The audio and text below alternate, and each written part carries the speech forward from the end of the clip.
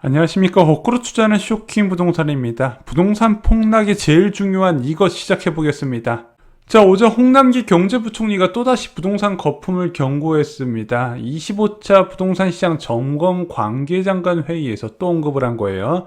과다한 레버리지 때문에 주택가격 하방 리스크가 크면서 부동산 거품이 제거될 가능성에 대해서 시장 참여자가 경각심을 가져야 된다, 이렇게 경고를 한 건데요. 자, 최근 경제부총리의 부동산 거품 경고가 잦습니다. 올 1월에 자산 과열에 대해서 경고를 나섰어요. 이때는 뭐 주식이나 코인 시장이나 아니면은 부동산 시장 전체의 자산 시장 거품을 우려를 했었고요.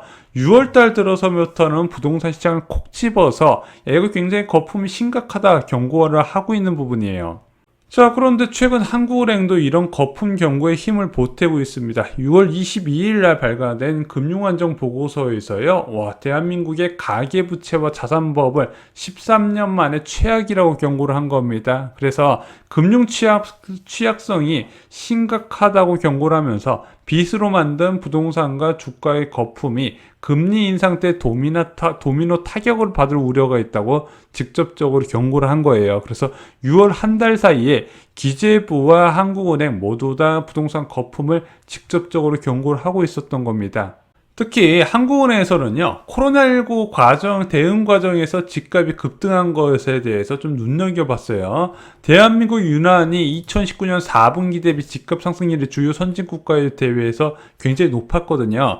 코로나19 대응 과정에서 전 세계 모두 다 제로금리 수준까지 낮췄는데 한국만 유난히 주택가격이 크게 상승한 결과를 만들었다는 거죠. 자, 그러다 보니까 서울 지역의 소득 대비 주택가격 비율 PIR이 17.4배까지 올라간 거예요. 자, 그러면은 이게 얼마나 높은 수치냐?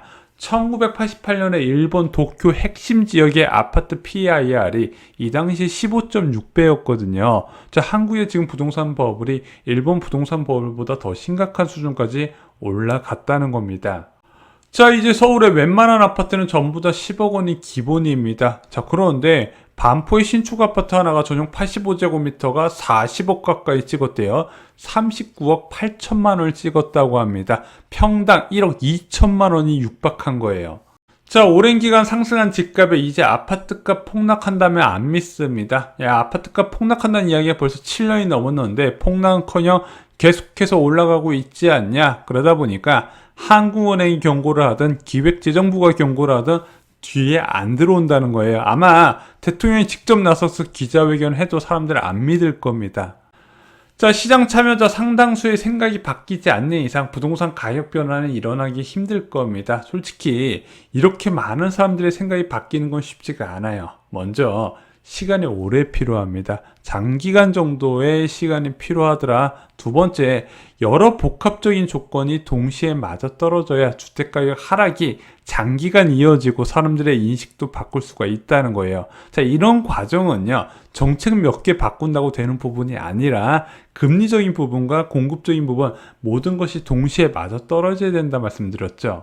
자, 그럼 사람들의 생각이 바뀌기 위해서는 무엇이 필요할까? 지속적인 금리 인상으로 예금 시장의 정상화가 필요하다 말씀드렸습니다. 두 번째는 수요를 넘는 공급이 따라와야 된다. 그래서 쇼킹 부동산에서는 금리 부분과 공급적인 부분을 가장 중요시하고 그 중에서 가장 금리가 우선적으로 정상화 과정이 필요하다 말씀을 드렸던 겁니다.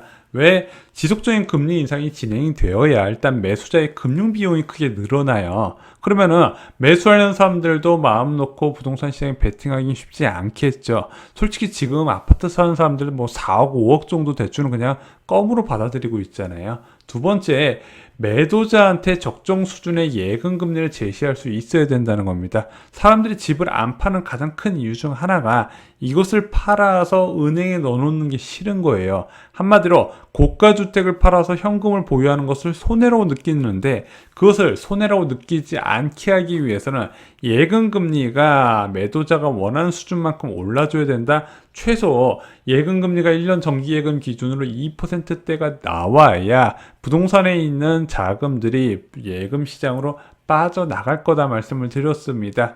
자, 그리고 수요를 넘는 공급도 굉장히 중요해요. 자, 그런데 이 과도한 공급이 진행되면서 어떤 신호가 나와야 된다? 무주택자가 앞으로 아파트를 싸게 살 수 있을 거란 기대감을 심어줘야 되는데, 지금 문재인 정부에서는 3기 신도시를 비롯해서 60만 원 넘는 신규 택지를 지정했지만 좀 이런 부분에 대해서는 좀 간과한 게 아닌가 개인적으로 아쉽게 생각을 하고 있습니다. 또한 수요를 넘는 공급을 통해서 전세 가격 하락 조짐이 보이게 된다면 무주택자가 패닉 바잉으로 실수요자가 되는 상황을 막을 수가 있다는 부분이죠. 그래서 지속적인 금리 인상과 수요를 없는 공급이 꾸준하게 진행되면서 시장의 상황이 안 좋은 부동산 시장의 악재들이 누적이 되잖아요. 그럼 사람들의 생각이 점차 바뀌기 시작한 겁니다. 야, 이게 부동산 가격이 계속 오를 수 있는 게 아니겠구나. 이제 거품이 본격적으로 꺼지나 이렇게 생각이 바뀌는 과정이 필요한데, 이렇게 생각이 바뀌는 과정이 1년 정도 시간이 필요하다는 거예요. 거래량이 1년 정도 감소한 상태에서 지속적으로 이어져야 된다는 거죠. 자, 이것으로 끝이 아닙니다. 마지막으로 집값 상승 기대감이 공포로 바뀌는 한 방이 나와야 돼요. 자, 대규모 입주 물량을 통한 전세 매물 증가, 예를 들어 5천 세대든 만 세대든 한꺼번에 아파트 단지가 입주하게 되면요, 주변 전세 가격이 크게 하락하게 됩니다. 왜? 그 아파트 입주하려고 그 입주 시기에 전세 만기를 맞춰놔요. 그러면은 그 입주 시기에 한꺼번에 전세 매물이 늘어나게 될 거 아닙니까? 그러면서 전세 매물이 급증하게 된다는 겁니다. 그 아파트 단지의 전세 매물도 늘어나긴 하지만 그 주변 지역은 훨씬 더 많이 늘어나게 되는 거예요. 자, 그러면은 이렇게 전세 매물이 늘어날 때 금리가 중요하다 말씀드렸습니다. 시장 금리가 지속적으로 상승 추세에 있어야 전세 가격을 크게 억누르거든요. 그런데 만약에 2년 전 시세 대비 전세 가격이 더 싸게 된다면 굉장히 큰 충격이 온다 말씀드렸어요. 자, 이 두 가지가 동시작용으로 역전세가 일어나게 된다면 그것이 급매물 증가로 이어지게 되고 부동산 시대의 눈에 띄는 하락을 부르게 됩니다. 이런 큰 이슈들을 통해서 부동산 하락에 대한 공포가 자리를 잡아야 된다는 거죠. 시세를 한 단계 크게 낮추는 결정적인 역할을 하는 게 바로 이런 역전세난이다 말씀을 드렸습니다. 그래서 부동산 가격 폭락은요, 이럴 때 일어나는 거예요. 자, 그래서 한국은행과 기재부 장관이 언급한 폭락은요, 길게 2년까지 봐야 되는 상황입니다. 그래서 2023년까지는 기준금리가 지속적으로 오르면서 부동산 시장의 투자 수요 유입 차단과 매물 증가를 불러야 되고요.